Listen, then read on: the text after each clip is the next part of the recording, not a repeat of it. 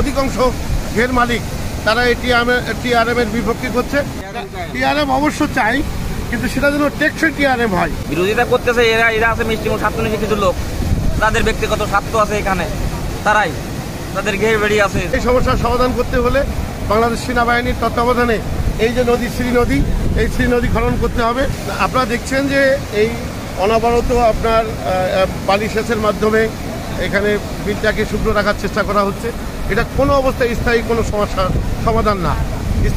ভাই, এই যে টিআরএম হইলে সুবিধা অসুবিধাটা একটু বলেন তো। টিআরএম এর সুবিধা এবং অসুবিধা দুটোই আছে। বলেন কেমন? টিআরএম যদি গন্ডির ভিতরে বেড়ি দিয়ে করে তাহলে জোয়ারের গতি বাধা খাবে। জোয়ার যদি সম্পূর্ণটা পূর্ব যায়, 12 ঘন্টা যদি জোয়ার হয়, 12 ঘন্টায় পানি জোয়ারের পানি যদি নদীর বিলের ভিতরে ঢোকে তাহলে এই টিআরএম এর কার্যকারিতা আসবে।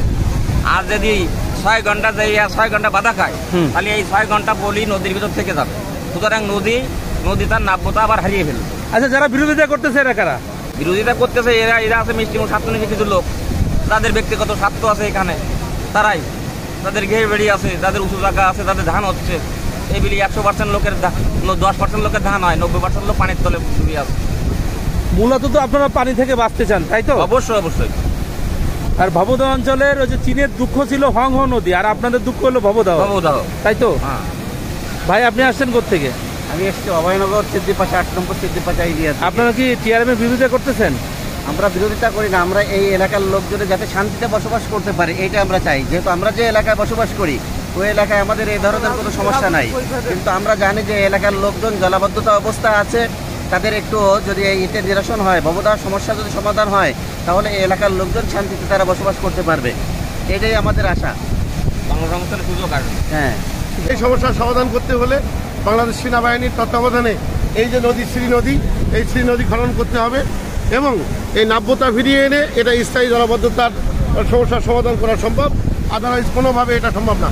এখানে আমি এসে দেখলাম অধিকাংশ ঘের মালিক তারা এই টিআরএম এর বিপক্ষে করছে, কিন্তু আমার ভাই কেবল দেখলাম যে একমাত্র ঘের মালিক, যে 150 বিঘের ঘের মালিক, সেই একমাত্র বলছে না টিআরএম এটা চালু হোক।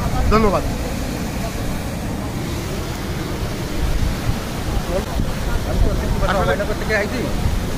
আইসি এই জায়গার ক্ষমতা পানি সংস্কারের যদি কীভাবে সংস্কার হয়, কীভাবে মানে পানির সুবিধা হয় এই লোককে আমরা এখানে। আচ্ছা করিম ভাই, যেটা আসলে জানতে চাচ্ছিলাম, সেনাবাহিনীতে কেন যাচ্ছেন আপনারা? না, আমরা যেটা মনে করি বাংলাদেশের স্বাধীনতার পর থেকে যত রকম সরকার আসছে দুর্নীতি থেকে কেউ মুক্ত হতে পারিনি।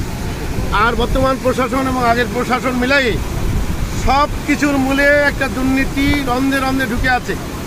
আর এই প্রশাসনের শুধুমাত্র কর্মকর্তা দিয়ে যদি এটা করানো হয় তাহলে সমস্যা। আমরা আস্থা রাখি বাংলাদেশ সেনাবাহিনীর পরে, যে সেনাবাহিনী বিভিন্ন সময়ে বাংলাদেশের দুঃসময়ে, বাংলাদেশের অত্যন্ত ক্রান্তিকাল সময়ে আমাদের হাল ধরেছে। আমরা মনে করি একমাত্র সেনাবাহিনীর তত্ত্বাবধান করলে এটা দুর্নীতি একেবারে জিরো টলারেন্স হিসাবে চলে আসবে আমার মনে হয়। টিআরএম অবশ্য চাই, কিন্তু সেটা যেন টেকসই টিআরএম হয়।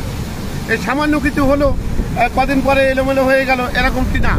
যে আমার এই বিলটা এখন টিআরএম চালু হয়েছে, আরও দূরের যে বিল আছে তারও যেন একটা ব্যবস্থা হয়, তা না হলেই স্থায়ীভাবে তারা জলাবদ্ধতার শিকার হয়ে যাবে। পিছনের বিলগুলো